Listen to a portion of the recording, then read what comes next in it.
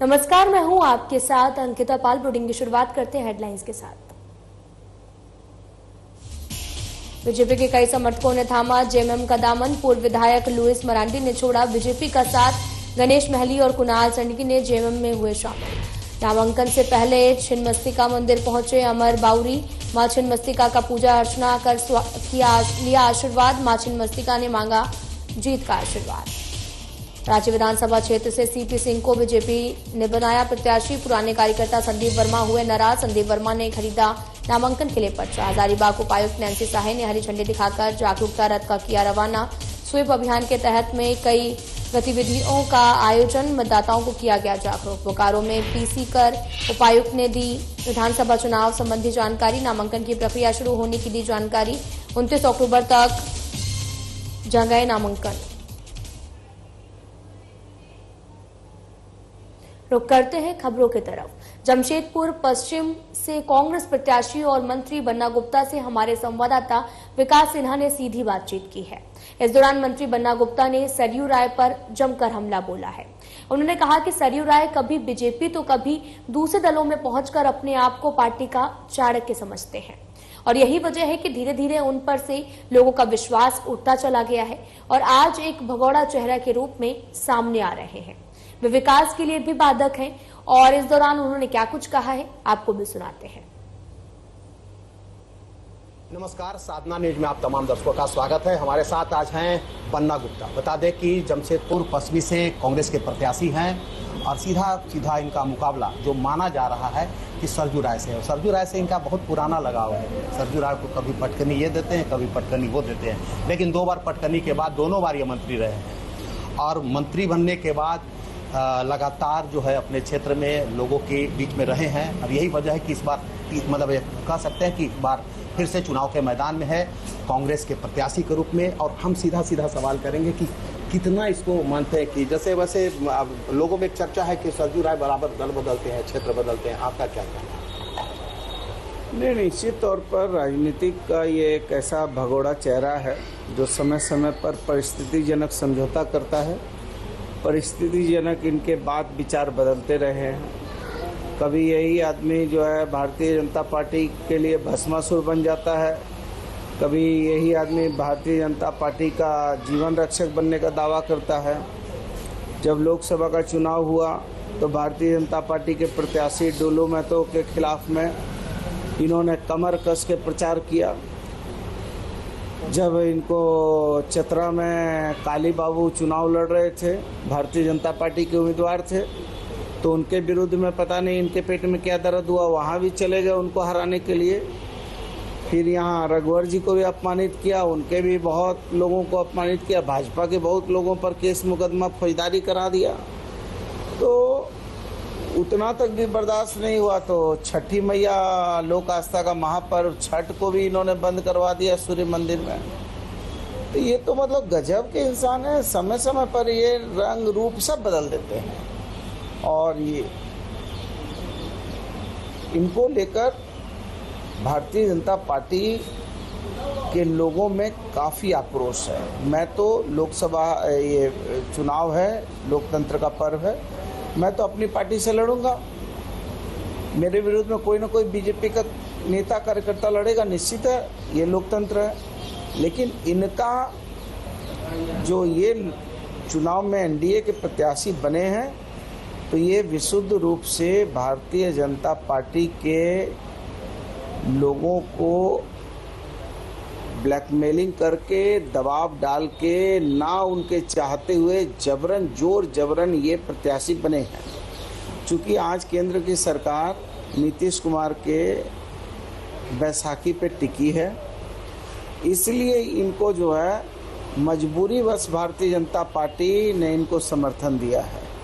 लेकिन समर्थन तो दे दिया, लेकिन भाजपा के कार्यकर्ताओं ने इनको दिल नहीं दिया है। कितना भी कर लेंगे, इनको दिल नहीं देंगे, इसलिए क्योंकि इन्होंने राजनीति में दुश्मनी वाली प्रथा चालू किया है।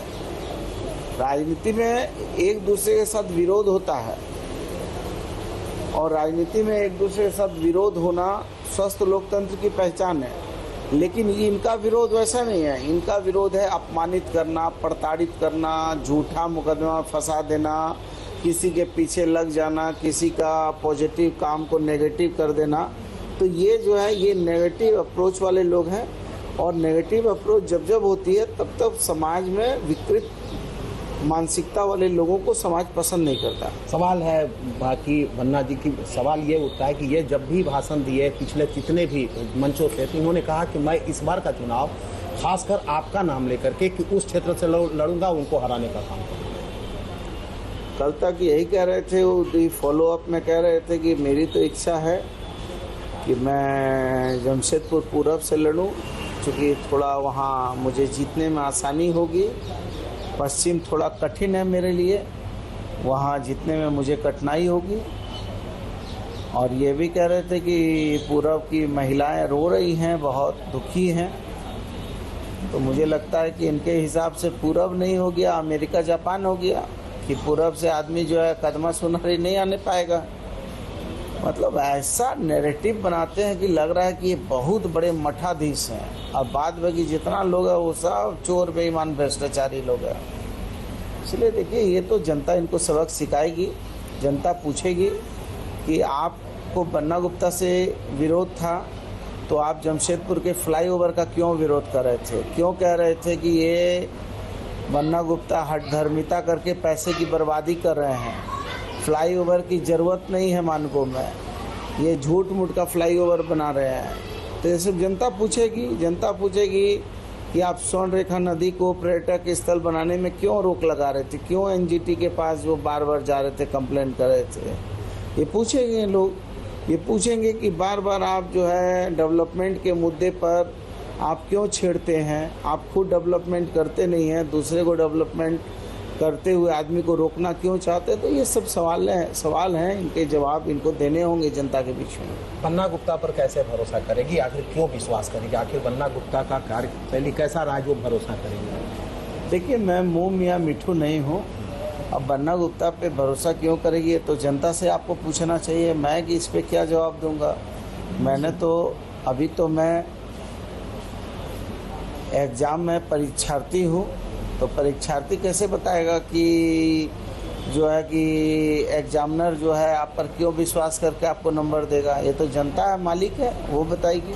अगर हम बात करें पिछले आप मंत्री पीरियड की 5 सालों में कुछ तो काम बताइए जो लगा कि हाँ जनहित के लिए बहुत बड़ा काम इस क्षेत्र में हुआ जो आज तक किसी जनप्रतिनिधि ने नहीं किया। एक विधायक को 5 साल में 25 करोड़ रुपया लोकहित के लिए दिए जाते हैं, डेवलपमेंट के लिए। 471 करोड़ का फ्लाईओवर मानगोव का, 376 करोड़ रुपया का एमजीएम हॉस्पिटल मानगो का, 434 करोड़ रुपया का एमजीएम हॉस्पिटल साक्षी का, 64 करोड़ का 100 बेड का सीसीयू, 120 करोड़ का जो है अंतर्राज्यीय बस पड़ाव, 50 करोड़ रुपया से ज़्यादा आरसीडी से रोड सब बनवाए हैं। 15 फाइनेंस से कितना पैसा लगा वो ज़रा पता करके निकाल लीजिए। क्या नहीं हुआ है और क्या नहीं हो रहा है, डेवलपमेंट जनता से जाके पूछिए ना।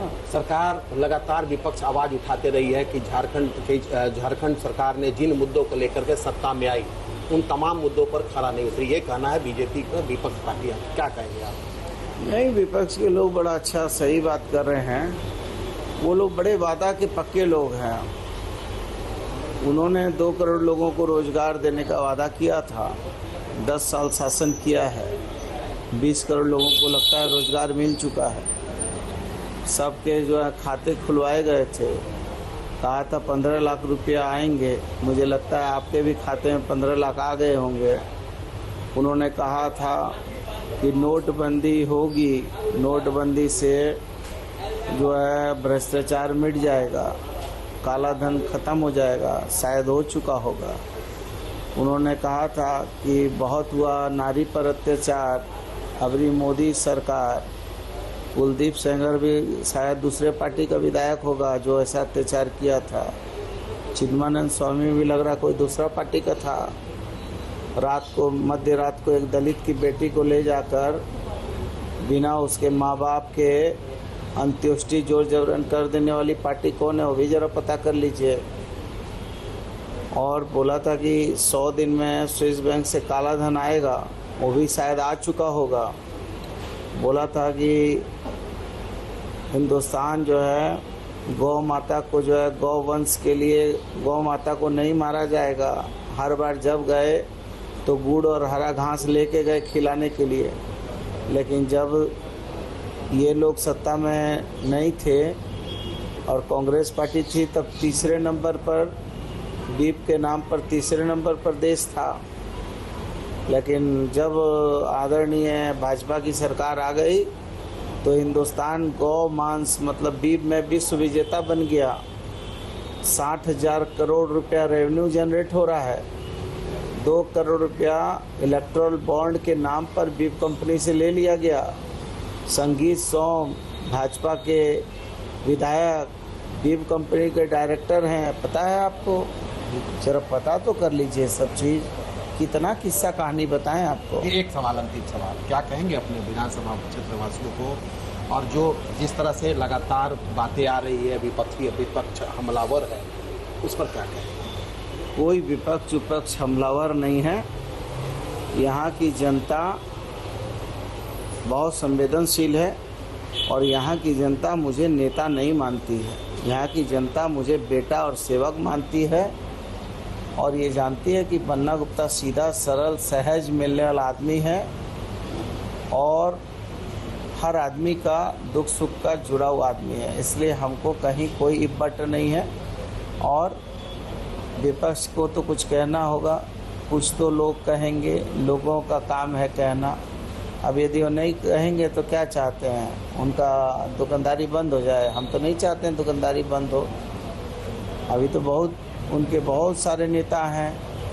अभी तो इतने मुख्यमंत्री के प्रत्याशी हैं उस पार्टी में कि समझ में ही उन लोगों को नहीं आ रहा है कि मुख्यमंत्री किसको बनाया जाए।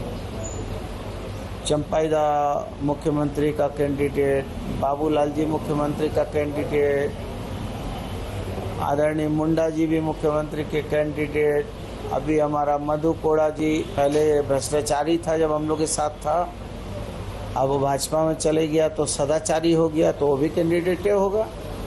तो बहुत सारे कैंडिडेट हैं भाजपा में जो मुख्यमंत्री के कैंडिडेट हैं। तो भाजपा भी तय नहीं करने पा रही कि किसके नेतृत्व में ये चुनाव लड़ा जाएगा। भाजपा में यदि हिम्मत है तो मुख्यमंत्री का कैंडिडेट घोषित कर दे कि हम इस आदमी के नेतृत्व में भाजपा चुनाव लड़ेगी, आप पूरी बहुमत से जो है सरकार बनाएगी, ये घोषणा करें यदि हिम्मत है तो। नहीं कर सकते हैं क्योंकि इनकी बाजीगरी ख़त्म हो रही है। चूँकि इन लोगों ने पहले कहा था परिवारवाद पर बड़ी हमला था, परिवारवाद। आप देखिए जिला में कितना परिवारवाद हो गया। राज्य राष्ट्र छोड़िए ना, जिला में देख लीजिए परिवारवाद। तो इस बहुत हमलावर थे, परिवारवाद करेंगे, ये करेंगे। अरे भैया, पर उपदेश कुशल बहुत तेरे। दूसरे को उपदेश देना बड़ा आसान है, खुद इम्प्लीमेंट करना बड़ा कठिन है। यह है बन्ना गुप्ता। इन्होंने साफ तौर पर कहा कि इनकी न लड़ाई है और न ये यहाँ के बेटा हैं, और यही वजह है कि लोगों से बहुत ईजी वे में मिलते हैं, इसलिए लोगों का विश्वास बढ़ा है मेरे प्रति और इनके कार्यकाल में क्षेत्र का विकास हुआ है। इन्होंने साफ तौर पर विपक्षी पार्टियों पर यानी खासकर भाजपा पर कहा कि अगर उनके बोलने में और कथनी में और करनी में बहुत अंतर है। बोलते तो बहुत है लेकिन करते नहीं हैं। इन्होंने कहा कि परिवारवाद पर भी हमलावर बोला कि परिवारवाद पर लगातार वो हमलावर रहे, लेकिन आज खुद परिवारवाद के गिरफ्त में जो है जमशेदपुर आ गया है। अब तो जनता है, सब बताएगी, आने वाला वक्त तय करेगा। लेकिन फिलहाल बन्ना गुप्ता का हौसला काफ़ी बुलंद है और इनका इतना विश्वास है कि इन्होंने जो काम किया उसका जनता जरूर उन्हें आशीर्वाद पर वोट दें। कैमरामैन कृष्णा के साथ विकास सिन्हा, साधना न्यूज, जमशेदपुर। तो वहीं भारतीय जनता पार्टी से नाराज चल रहे लुइस मरांडी और कुणाल चुडंगी और बीजेपी नेता गणेश महली ने आखिरकार झारखंड मुक्ति मोर्चा का दामन थाम लिया है। दरअसल पिछले दिनों बीजेपी द्वारा झारखंड विधानसभा चुनाव के मद्देनजर प्रत्याशियों की पहली सूची जारी करने के बाद दुमका की पूर्व विधायक और रघुवर सरकार में रही मंत्री लुइस मरांडी नाराज चल रही थी। लगातार वो झारखंड मुक्ति मोर्चा के संपर्क में थी। इसी कड़ी में सोमवार को उन्होंने मुख्यमंत्री हेमंत सोरेन और विधायक कल्पना सोरेन की मौजूदगी में झारखंड मुक्ति मोर्चा का दामन थाम लिया है। और उनके साथ में बीजेपी नेता गणेश महली और कुणाल सडनगी की भी जो है वो झारखंड मुक्ति मोर्चा में शामिल हुए। और मौके पर मीडिया से बातचीत करते हुए लुइस मरांडी ने कहा कि लगातार बीजेपी में वो उपेक्षित महसूस कर रही थी, जबकि उन्होंने उस पार्टी को भी सींचा था और हर कदम से कदम मिलाकर इस पार्टी के साथ वो चल रही थी। इसके बावजूद उन्हें दरकिनार कर दुमका विधानसभा क्षेत्र से किसी और को टिकट दे दिया गया। वहीं कुणाल भी इस दौरान भारतीय जनता पार्टी के खिलाफ जमकर भड़ास निकाला, जबकि गणेश महली ने कहा कि भारतीय जनता पार्टी अन्य पार्टियों से आए नेताओं के हाथों में हाईजैक हो गई है। अभी हम बोल रहे थे कि आज हमने भारतीय जनता पार्टी को छोड़कर झारखंड मुक्ति मोर्चा का सदस्यता ग्रहण किया है या झारखंड मुक्ति मोर्चा परिवार में हम शामिल हो गए हैं। जैसे मेरे सामने एक परिस्थिति सामने आ गई थी कि और पार्टी ने मुझे कहा कि आपको बरहेट से चुनाव लड़ना होगा, तो हमने कहा कि हम बरहेट से चुनाव नहीं लड़ सकते, क्योंकि पिछले 24 साल से हम दुमका के जनता के सेवा में हम लगे हैं और एक हर हवा पानी ईटा पत्थर हर चीज से एक चिर परिचित हम वहां से हैं, तो इसीलिए हम वहां से चुनाव नहीं लड़ेंगे। और इतना बोलने के बाद भी पार्टी ने घोषणा भी कर दिया और दुमका में किसी और का नाम सामने आ गया। तो इसीलिए हम निर्णय ले लिए कि जब हम अब दुमका से हमें टिकट मिला भी नहीं, तो फिर पार्टी से दूर जाने में ही भला है। तो हम ये कह सकते हैं कि भारतीय जनता पार्टी बोलने के लिए तो बोलती है कि महिला को हम सम्मान देते हैं, लेकिन 24 साल से अनवरत पार्टी का हर छोटा बड़ा काम में साथ देने वाले और जनता का सेवा करने वाले महिला को आज इस कदर दरकिनार कर दिया। तो वैसे परिस्थिति में जो हम एक असहाय बेसहारा जैसे हो गए, तो उस परिस्थिति में हेमंत जी से संपर्क हुआ और हेमंत जी जो बहुत ही सहजता से उन्होंने हमें स्वीकार किया और अपने परिवार में शामिल किया। देखिए, मेरे लिए ये मेरे घर में वापस आने की वजह से ऐसा है, और जिन कारणों से दिग्भ्रमित होकर कुछ दिनों मुझे अपने परिवार से दूर रहना पड़ा, ये मेरे लिए प्रायश्चित का समय है। मैं अपने झारखंड मुक्ति मोर्चा के सभी सहयोगियों से भी मैं खेद व्यक्त करता हूं, अगर मेरे कारण उन्हें कभी लगा हो कि मैंने कुछ ऐसा व्यवहार किया जिससे उन्हें लगा हो, तो मैं उसके लिए भी खेद व्यक्त करता हूं। और आज परिवार में मेरी वापसी हुई है। मैं हेमंत सोरेन जी का, कल्पना सोरेन जी का धन्यवाद दूंगा कि उन्होंने मुझे परिवार में वापस शामिल किया और झारखंड के विकास में जो लड़ाई वो लड़ने जा रहे हैं, उस लड़ाई में सहभागिता करने का उन्होंने मुझे सौभाग्य दिया। कि हेमंत सोरेन जी पार्टी के मुखिया हैं, उनको तय करना है कि वो किस व्यक्ति का यूटिलाइजेशन झारखंड की राजनीति में कैसे करना चाहते हैं। मैंने अपने आप को उनको सौंप दिया है, वो निर्णय लेंगे कि कुणाल सारंगी का यूटिलाइजेशन कहां हो सकता है। जिस तरह चंपाई सोरेन जी ने भारतीय जनता पार्टी में आने के बाद जिस तरह चंद दिनों में आके संगठन को हाईजैक करना, इसके कारण हमने पार्टी से त्याग देकर आज झारखंड मुक्ति मोर्चा का सदस्यता में ज्वाइन किया। और आगे पार्टी जो तय करेगा, पार्टी का जो आदेश होगा, उस आदेश के अनुसार हम लोग आगे काम करेंगे। गणेश दा, बहुत लोग आए हैं सरायकेला से, तो कौन लड़ेगा चुनाव? देखिए, तो आपको हेमंत दा को तय करना किसको चुनाव लड़ाना है, तो हम लोग पार्टी में अब सम्मिलित हो गए हैं, पार्टी का सदस्यता ग्रहण किए हैं। आगे दादा का जो आदेश होगा उसको हम लोग पालन करेंगे। झारखंड विधानसभा चुनाव का नामांकन भरने के लिए सभी राजनीतिक पार्टियों की प्रत्याशी भगवान के चरणों और जनता का आशीर्वाद पाने के लिए पहुंच रहे हैं। इसी बीच नेता प्रतिपक्ष अमर कुमार बावरी ने नामांकन से पूर्व मां छिन्नमस्तिका मंदिर में पूजा अर्चना की, जीत का आशीर्वाद मांगा। मौके पर उन्होंने कहा कि मां छिन्नमस्तिका ने हर बार मुझे जीत का आशीर्वाद दिया है। मुझे आशा है कि इस बार भी माता रानी और क्षेत्र की जनता जीत की हैट्रिक का आशीर्वाद मुझे जरूर देंगे। वहीं उन्होंने ये भी कहा कि भारतीय जनता पार्टी में जो भी शामिल होते हैं वो बीजेपी के कार्यकर्ता हो जाते हैं, इसलिए उन्हें दूसरी पार्टी का नेता कहना गलत होगा। आभार है अपने पार्टी के शीर्ष नेतृत्व का, आदरणीय राष्ट्रीय अध्यक्ष अपने आदरणीय मोदी जी का, अपने प्रदेश नेतृत्व का चंदनकारी में वापस जनता का आशीर्वाद प्राप्त करने के लिए मुझे पार्टी के प्रत्याशी के रूप में पुनः मौका दिया है। आज मां छिन्नमस्ता के दरबार में हम सब लोग अपना शीश झुकाने के लिए, नमन करने के लिए आए और माता से ही आशीर्वाद चाहते हैं झारखंड प्रदेश में एक जन सरोकार की सरकार बने, जो सरकार सभी का हित लेकर के अपने झारखंड का अस्तित्व बचाते हुए, धर्म की रक्षा करते हुए इस झारखंड में रहने वाले नागरिकों की सेवा करते हैं। सर, आपके प्रतिद्वंदी कभी आपके साथ भी थे एनडीए में, अब आपसे अलग होकर आपके खिलाफ लड़े।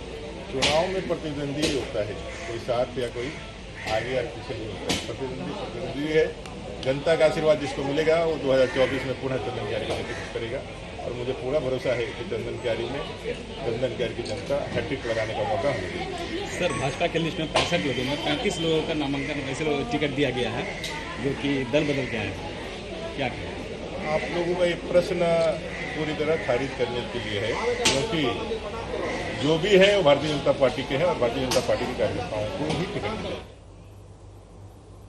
भारत सरकार में केंद्रीय मंत्री सह एलजेपी के राष्ट्रीय अध्यक्ष चिराग पासवान बीती रात औरंगाबाद जिले के कासमा थाना क्षेत्र के चंदौली गांव पहुंचे, जहां पार्टी के लेबर सेल के राष्ट्रीय प्रधान महासचिव विजय कुमार के माताजी के निधन पर हुए श्राद्ध कार्यक्रम में भाग लिया और शोकाकुल परिजनों से मुलाकात कर परिजनों को ढांढस बंधाया है। विजय कुमार की माताजी का पिछले 6 अक्टूबर को निधन हो गया था। वह चिराग पासवान के चंदौली गांव पहुंचने पर ग्रामीण काफी उत्साहित नजर आए हैं।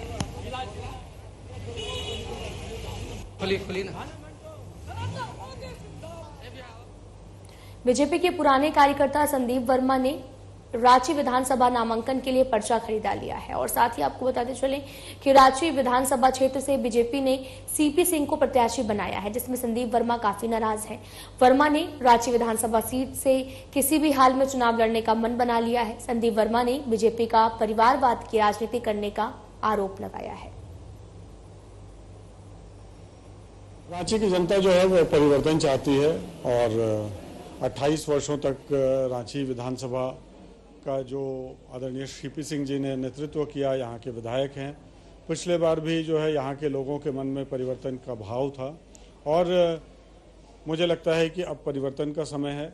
ऐसे में मैंने लोगों के सामने एक विकल्प के रूप में अपने आप को रखा है और यहाँ के जो कार्यकर्ता हैं और यहाँ की जो जनता है वो परिवर्तन चाहती है। देखते हैं आगे क्या होता है। अभी तो मुझे लगा कि ये कदम उठाना चाहिए। मैंने संगठन में जो कुछ निर्णय लिए गए, टिकट जब दिया गया और टिकट के पहले जिस तरह से रायशुमारी हुई, जिस तरह से अलग अलग लेवल पे सर्वे हुआ, तो मुझे लगा था कि जो कार्यकर्ता हैं जिन्होंने इसमें अपनी भूमिका निभाई है उन्हीं में से किसी को टिकट मिलेगा। लेकिन जब टिकट मिला तो कोई किसी का भाई निकला, कोई किसी का बेटा निकला, कोई किसी की बहू निकली, कोई किसी का दामाद निकला। तो इस तरह से जो है अगर टिकट का बंटवारा किया जाएगा तो कार्यकर्ता तो उसमें मुझे लगता है कि उनको काफ़ी निराशा होगी और उनको निराशा भी हुई। ये आने वाले समय में मैं आपको जल्दी ही बता दूंगा। जनसुराज के सूत्रधार प्रशांत किशोर ने कैमूर जिले के रामगढ़ विधानसभा सीट पर अपने प्रत्याशी के रूप में सुशील सिंह कुशवाहा को मैदान में उतार दिया है। इसकी घोषणा जनसुराज के अध्यक्ष मनोज भारती ने मोहनिया के एक होटल में प्रेस कॉन्फ्रेंस के दौरान कही है। दरअसल जनसुराज पार्टी से रामगढ़ विधानसभा सीट पर 5 उम्मीदवार अपनी दावेदारी कर रहे थे, लेकिन प्रशांत किशोर ने एक विश्वासी और अच्छे उम्मीदवार के रूप में सुशील सिंह कुशवाहा पर भरोसा जताया है। उन्होंने कहा कि जात पात की राजनीति करने वालों से जनसुराज कोसों दूर रहता है। हमें जनता की आवाज पर काम करना है। जनसुराज पार्टी की तरफ से एक सही साफ सुथरे छवि वाले जमीन से जुड़े प्रत्याशी को उम्मीदवार बनाने की जद्दोजहद में लगे हुए हैं। इस दौरान जैसा कि मैंने बताया, जनसुराज पार्टी के मोटो के हिसाब से एक ऐसा उम्मीदवार चुनना जरूरी था जिसको बाकी पार्टियों की तरह परिवारवाद और वंशवाद या किसी माफिया वगैरह से कोई संबंध ना हो। फ्लावर डे में इतना ही। नमस्कार।